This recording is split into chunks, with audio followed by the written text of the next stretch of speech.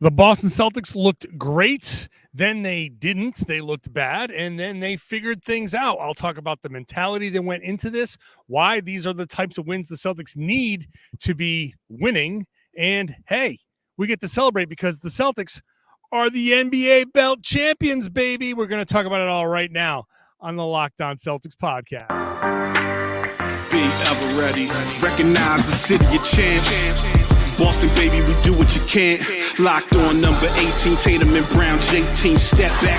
We gon' wet that and slay teams. Of course, the Celtics, who else could it be? Screaming like KG with the Larry O.B. Karalis above average, assessing the team status. Best daily pod, no cap salary matching. Clutch like Bird the DJ, Keith John on replay. Prime time, dapping up the truth on the sideline. Raining J's, how it started, raising banners, how we finished. Locked on Celtics pod, home of the winners. B.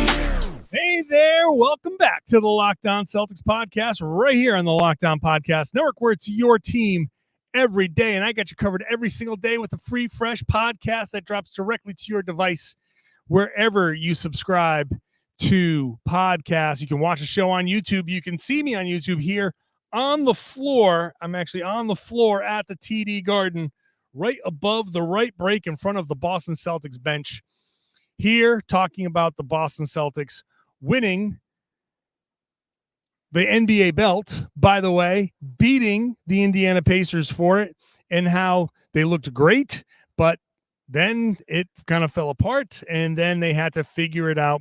We'll talk about the rebounding, the problems there. We'll talk about the mentality, Joe Mazzulla's coaching, all of that stuff, the chaos that the Indiana Pacers bring. Got to give them credit for being this chaotic, crazy team that makes the Celtics.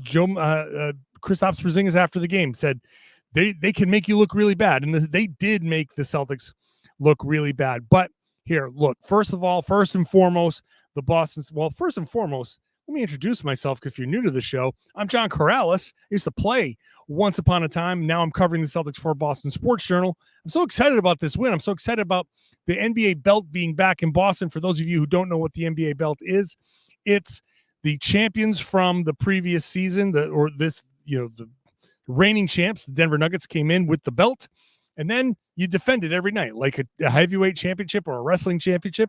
And it was in the Pacers' hands. They had got it for the third time. The Celtics had it once before. Now they have it again. So if you're watching on the YouTube page, I get to put this little belt graphic up here now that we've got. This is a fun new little thing.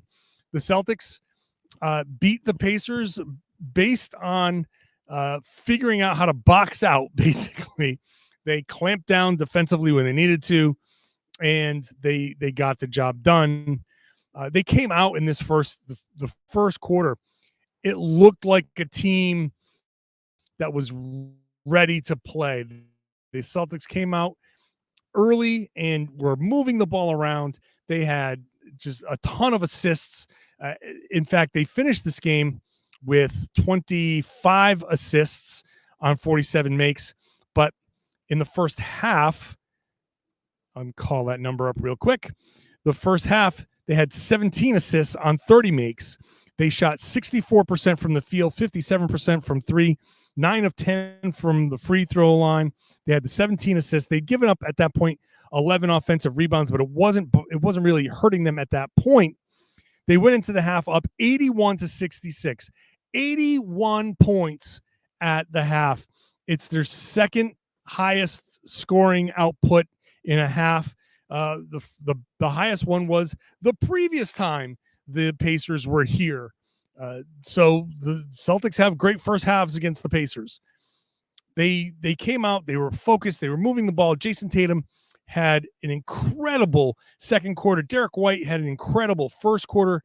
He came in just blistering hot. Tatum could not miss in the second quarter. Literally the only miss that he had was a 2-for-1 with 33 seconds left on the clock in the second quarter. He was that good in the second quarter. The Celtics looked great. They were generating great shots. The end of the second quarter was a little problematic. Tyrese Halliburton hit a half-court shot, buzzer beater off the glass. So it was like a little bit of a lapse. And that lapse was a little bit of foreshadowing, right? And after the game, Joe Mazzulla said, I kind of knew that we're due for some sort of correction because, again, the Celtics in the first half shot 57%, and in the Pacers, who are a great three-point shooting team, shot 35%, 7 of 20. And Mazzulla said, I knew that they were going to come back and fix that. So they did. They shot a little bit better, but more importantly, they just were this chaotic, random team, as Drew Holiday put it afterwards. We were in the locker room, and I asked, like, Drew kept bringing up, I was like, oh, they played random. They played random. I was like, what does that mean? He goes, could you call a play for them right now? Could you tell me what play they ran at all in the second half? And the answer is no. Did they run a play in the second half? They got out and ran. The Celtics missed shots, a little bit of a regression to the mean. They come out, they run, they attack, they crash the boards.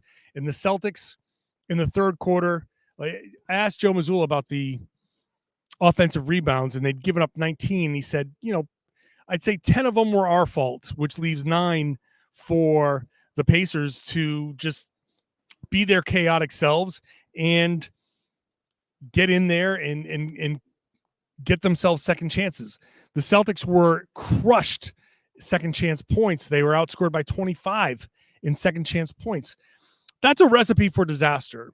And that disaster came in the third quarter, where the Celtics lost their entire lead. The entire 20-point lead erased in the third quarter, but they were good enough to not let that lead flip, right? And I think in past seasons it would have flipped. This year, the Pacers made their run. The Celtics had this crappy third quarter. You prefer that they don't have that crappy third quarter, but they did. But in the fourth quarter, they turn things around. They go on a run to start the fourth quarter. That lead ends up growing to like 13, 15, and it's kind of reestablished. The Celtics have now reestablished a double-digit lead. And aside from the end of the fourth quarter, where, again, the Celtics kind of let go a little bit, that was a nice response. And I think that's the biggest takeaway here, is that nice response is more important right now than kind of anything, because, as I keep talking about, it's the end of January. We're heading into February here. The All-Star break is just a couple of weeks away. These guys see vacation coming. You know it. I know you're going to work, right? If you got a vacation coming up, how are you going to feel on like Tuesday when you know that vacation, in 5 days, you are going to the Bahamas? You're going to someplace incredibly nice. And you say, well, John, I'm not paid $30 million. Well, you know what? Human nature doesn't care about your $30 million. When you got a vacation coming up, you got a vacation coming up. Your brain just is like, oh man, I need this break. If you're feeling kind of like sore or achy or just mentally drained at all, then a break coming up that you can see coming just makes it that much more, oh God, I need that break. I want that break. It increases that desire to stop doing what you're doing a little bit more. Human nature. And so you got a team like the Pacers that always want to seem to prove themselves against the Celtics. They've got a ton of talent. Aaron Nesmith has this grudge against the Celtics, which I do not understand at all. The Celtics did him a favor. Like, I feel like I don't know, whatever. Guys need to get their motivation from wherever. Nesmith had an amazing game in this one. He led the Pacers. He was their top guy in the first half that I'm talking about, where he had 15. He ended up with 26 to lead the Pacers, mostly because Tyrese Halliburton had a minutes restriction, and he didn't have the best game. He looked like a guy coming off of an extended absence. But, Nesmith had a great game offensively. Look, 26 points, 12 rebounds, 7 assists. He was never going to play 42 minutes like he did in this game, 41 minutes. in Boston. The Celtics did him a favor by trading him to Indy. They got him the opportunity that he needs. And this is what the Celtics were always hoping for, but he could never do it without minutes to grow. So congratulations to him, man. Good for you, Aaron Nesmith. Everybody here is happy for you. You don't have to go crazy. You don't have to take it personally. It's just, this is how it goes. And it wouldn't have been this Aaron Nesmith if he was in Boston. But regardless, the Pacers, impressive. There's two teams involved in these types of scenarios where one team blows a lead. There's always another NBA team there. It's not just the Celtics. Oh, the Celtics blew the lead. No, the Pacers had something to do with it. And so good for them, and good for the Celtics for finding a way to pull through and get this win. That's the important part. Get through this part of the schedule so you can just pile up the wins and find a way. The Sixers lost again. So the opponents are starting to lose. The Celtics keep on winning. So that's important. We'll continue this. We'll talk about the mentality here behind it, Joe Mazzulla's mentality. I'll talk about that in just a second. Today's show is brought to you by eBay Motors. eBay has teamed up with Josh Lloyd of the Locked On Fantasy Podcast to bring you the best fantasy picks each week all season long. So if you're doing a daily draft thing, scouting the waiver wire, every week they're going to get players here that are guaranteed to fit your rosters. So let's check out who Josh has picked out for this week's eBay's Guaranteed Fit Fantasy Picks of the Week. Starts off with Ayo Dosunmu. There are injuries in Chicago, so Dosunmu is getting his minutes and usage bumped up. So he's being aggressive. He's worth a pickup. Jared Vanderbilt, Lakers lineups work better with him in there. Who knows with the Lakers, but he should be getting more opportunity there. Josh Hart, Julius Randle is out, so Josh Hart's going to get more opportunity in New York. Paul Reed, Joel Embiid has been dealing with his knee soreness. Paul Reed is on the list, worth a pickup. And the last name on this list, the guy I've just been talking about, Aaron Nesmith, who's been posting big numbers as of late, improved efficiency, decent defense there. He is a guy that obviously is not going anywhere in the rotation. If somehow Aaron Nesmith is available in your fantasy league, go get him. If he's available for trade, go get him. He's he's having a great season. It's not perfect. He's up and down sometimes, but especially with Halliburton working his way back from the hamstring, Nesmith's a great pickup. Josh Lloyd from Locked On Fantasy Basketball is going to help you win your fantasy championship. eBay Motors knows a championship team is all about each player being a perfect fit. It's the same with your vehicle. With over 122 million parts for your number one ride or die, you can make sure your ride stays running smoothly. Brake kits, LED headlights, roof rack, bumpers, whatever your baby needs, eBay Motors has it. And with eBay's Guaranteed Fit, it's guaranteed to fit your ride the first time, every time, or your money back. Plus, at these prices, you're burning rubber, not cash. Keep your ride or die alive at ebaymotors.com. eBay Guaranteed Fit is only available to U.S. customers. Eligible items only. Exclusions apply. Thanks for making Locked On Celtics your first listen every day. Go check out Locked On Sports Today, 24/7 streaming sports talk, not sports yelling, not sports crap, contrived whatever to get you angry. Sports talk, the biggest stories on all day, every day. Put it on. Enjoy sports because they're enjoyable. It's not some feeder, whatever. It's fun, and they have fun there on Locked On Sports Today. All right, let's get back to the conversation. And I think one of the things that stood out to me immediately the day after with the Celtics on the back-to-back, which is a factor, like they're considering all of the things that they're going through. Look, a good team at this point in January, I keep saying it, a good team at this point in January, what do the Celtics have to play for? You sit there and you say, okay, look, and Porzingis even said it after the game. You're capable of winning when you're not 100% locked in.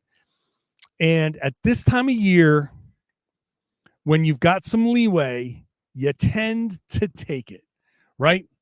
If you're burning calories and you say, well, I've burned 1,000 calories, I got a little extra, so I can have a couple of cookies, right? I don't have to be at my best because I've burned a lot of these calories. Celtics have a lot of these wins. They've built the lead. They're going to have some cookies. So that's the mentality that you have to fight. But Joe Mazzulla, yesterday or after the Pelicans game, was happy that was a struggle. He said, I hope we lose more leads. I hope we have 10 or 15 more types of games like this. We want to erase this feeling of entitlement. And he's talking about us. He's talking about me and you, this entitlement of like, this Celtics team is so good that they should just be rolling from top to bottom.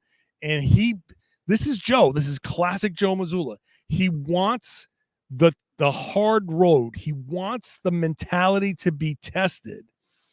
And so it was tested. It was tested in the New Orleans game, was tested in this Pacers game. He wants these other teams to put their best foot forward, and he wants the Celtics to have to figure this out and learn these lessons of, well, there's this type of adversity. How do you get through this type of adversity? How can they get through these tough stretches where here we are, February is coming around. You get the Lakers coming in. You got a few games at home. Maybe you're chilling at home. Maybe you're very comfortable at home and you just are like, well, hey, look, the Lakers, everybody gets up for the Lakers, but the Lakers are also not very good. And so there could be a little bit of we don't need to be our best to beat the Lakers. And it's still LeBron and AD, and it's still, hey, if you take them lightly, they can hurt you. And you don't want to lose to the Lakers at home. That would suck. But Joe keeps preaching this mentality. And you hear, like, we asked Drew Holiday about the mentality. He's like, Joe said that he likes when you blow leads. And he's like, yeah, he does. He really does. Confirming the lunacy, but it's not that Joe wants the Celtics to blow leads. That's how he put it. That's the quote. But what he wants is the mentality to be tested. That's what he wants. What he really wants to happen is the Celtics to increase their lead, to fight off challenges, he wants to be able to come out after a game and sit in front of me and my media brethren and look at us and say, we made all the right plays. We made all the right reads. We made all the right passes. We took all the right shots, and we played the right kind of defense. We came into it with the right mindset. We executed throughout 48 minutes, and we leave with the right mindset. That to him is perfection. And that could mean any kind of result. That's the difference. That's how Joe Mazzulla thinks. You can have all of that I just laid out. Perfect. Right mindset, right this, right that, right that. And still lose, right? Like, it's not about do the shots fall or not. I mean, obviously you want the shots to fall, but Joe wants the right decisions to be made. And when the right decisions are made constantly, you're going to win a lot more than you lose. A lot more than you lose. That's what he wants. And he says it all the time. Each game is its own thing. Each game is its own entity. You have to win differently every game. There's no single formula to you drive, you kick, you hit the corner three, or you drive, kick, swing, swing, and that's a shot you take, or you drive, kick, swing, swing, drive again, and that's how you win. No, because like I said before, there's another team there. The Pacers exist. They have talent. They are well coached. They have a style that is disruptive. They have a say in how the game will go. So you can do all the exact same things and you can look terrible one day. And you can look on the game film and be like, well, they did the exact same thing as they did the game before, and they won the game before by 20, and they lost this one by 15. How is that possible? Because it's not about you stand here, you stand there, you stand there, and you do this and that. It's not a formula. It's not formulaic. It's not choreography. It's mentality. That's where Joe Mazzulla wants his team to get. So when he sees a game like this against the Pacers, he's like happy. He's thrilled by how this went, because now it's another opportunity to say, why didn't we box out? How did we miss these 10 controllable defensive rebounds that we should have gotten?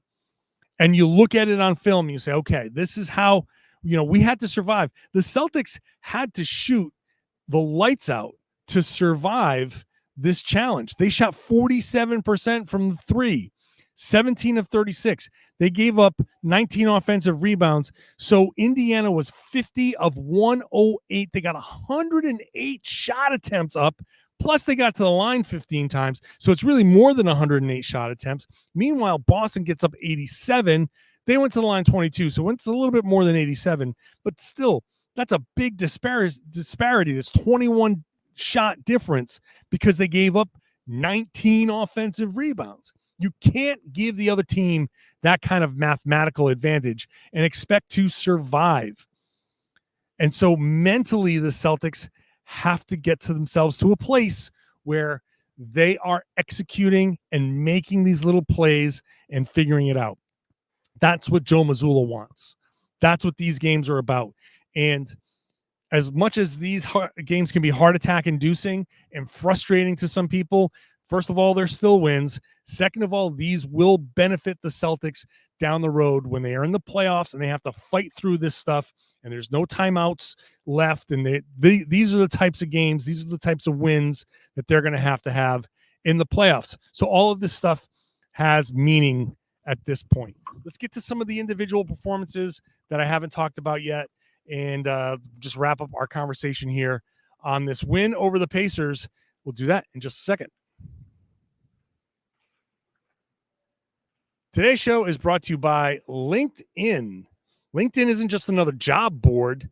LinkedIn is going to help you get the right team around you. Talk about the Celtics building a right team and Brad Stevens building the right team.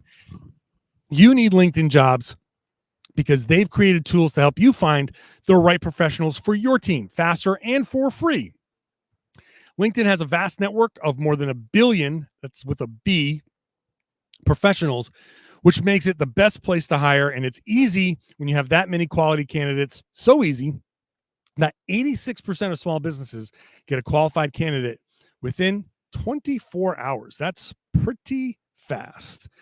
Small businesses rank LinkedIn Jobs #1 in delivering quality hires versus leading competitors. I wish I had this kind of tool when I was hiring and I had a big stack of resumes on my desk. You want to whittle those down. You want to make sure you get the highest quality candidates. LinkedIn knows that small businesses are wearing so many hats. You might not have time or the resources to hire or hire well. You hire the wrong person, it can set you back. It can set your entire year back because you've got to go through the process of figuring out, oh, this was wrong. I made a bad decision. And then letting that person go. It's not always the easiest thing. So LinkedIn has this process that is intuitive, quick, and easy. Post your job for free at linkedin.com/LockedOnNBA. That's linkedin.com/LockedOnNBA to post your job for free. Terms and conditions apply. Thanks for making Locked On Celtics your first listen every day. Go check out Locked On NBA. They're talking about all these games. I'm normally hosting on a Wednesday, but because I'm here at the Garden and it's 2:30 in the morning, did not get over to the Locked On NBA side. So go check out Jake Madison and Hayes from Locked On Bulls filling in for me today. That's going to be a great show. I can't wait to listen to it. I'll probably listen to it tomorrow on my morning drive. So that's going to be fun. You should do the same thing too. All right, let's get into some of these individual performances against the Pacers. I have yet to mention Jrue Holiday. as far as his performance on the floor. Once again, an ultra efficient 6 of 8, 3 of 3 from 3, 2 of 2 from the line, 17, 5, and 4. The 4 assists. Nice there. 3 blocks, a steal. Just a great all-around game from Holiday, who just fills in these gaps. There was no Al Horford, no Luke Cornett. So shout out to Mayash Keita. Now, Keita, 14 minutes, ended up being a plus 15, so he made a positive impact. It still wasn't the best game. Like, I thought he made some mistakes. He only had 1 rebound. That to me is a problem. I think in the beginning of the second quarter, where the Celtics had some issues, things slowed down. He was in the game. He's big. He's not the most nimble guy. Like, he's not slow per se, but he moves slower than everybody else on the floor. So he probably looks slower than he actually is. But the 1 rebound, that's a problem for me. But he did fill in nicely, and that's kind of all you need from Keita. Fill in the gaps until Porzingis can come back in and play. Porzingis played 31 minutes. He didn't have a good game either. He finished with some nice numbers, 17 points, 12 rebounds, but I'm surprised to see him with the 12 rebounds. 4 turnovers was too many. 5 personal fouls was not great. He was attacked by Pascal Siakam over and over. Like, Porzingis, I just saw him getting moved off the ball, moved off his spot. It was not his best performance, but he did have a couple of big shots. He hit a couple of shots early, a big shot down on the post late. They ran an out of timeout play to get him a shot in the post, which he converted. So even on a night that wasn't his best, he had a nice, a couple of nice buckets that helped the Celtics win. Like that everybody has to make their contribution.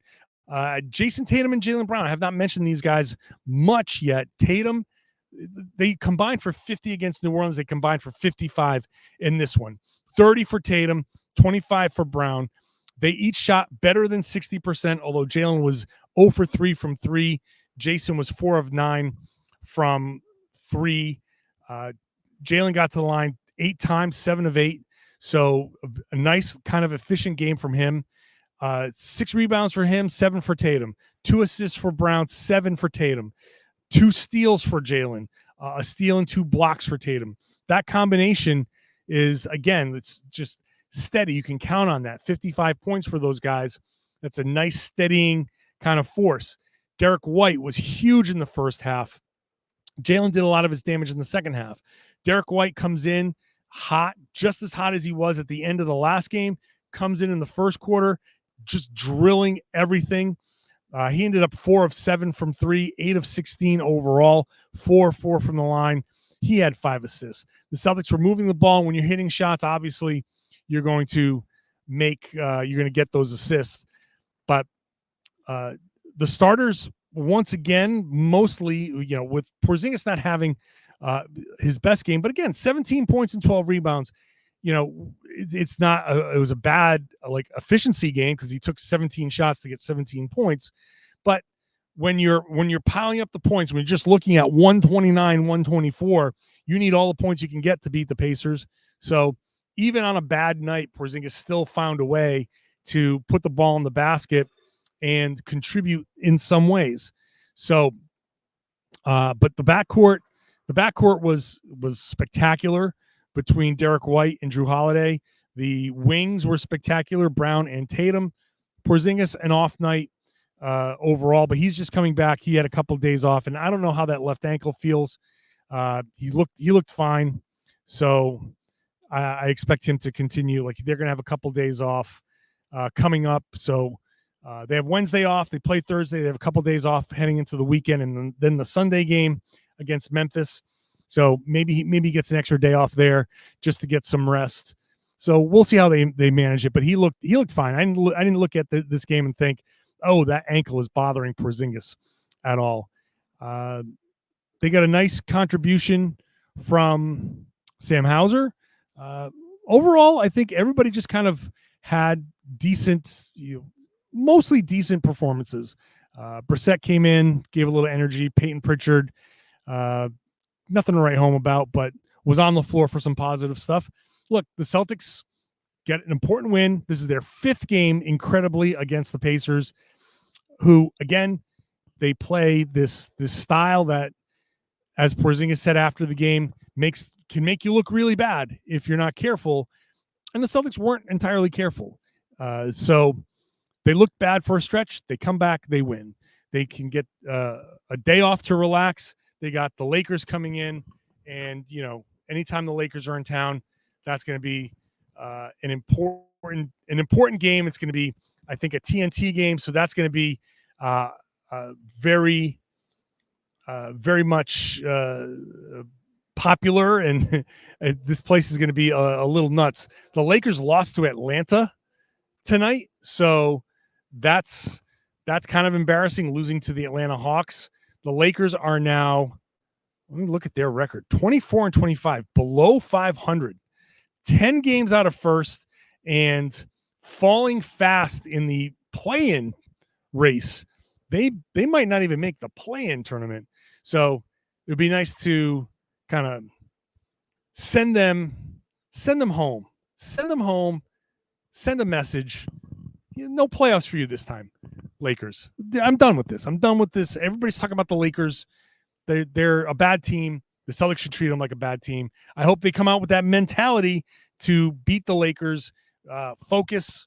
But we'll see. We have a podcast tomorrow night. We have a podcast after the Lakers game. And then I'll have the next podcast after that on the Sunday. Kind of a normal podcasting schedule, which still gives you 5 days a week, Monday through Friday. So make sure you are subscribed wherever you get your podcasts. When they play on a Friday night or Saturday night, I will be here for bonus podcasts. So you get that bonus content. No one's giving you this kind of podcasting. No one's giving you this kind of analysis. No one's giving you just Celtics content that you can love. Hopefully this is enhancing your love for the Celtics, and I'm going to be here for you every chance I get. So subscribe, become an everydayer, and if you are already an everydayer, well, everybody, go ahead and share the podcast. If you love it, if you're here and you're like, wow, this is kind of cool, share it, spread the word, tell everybody they should be listening to and watching the Locked On Celtics podcast. It's right here on the Locked On Podcast Network. It's your team every day.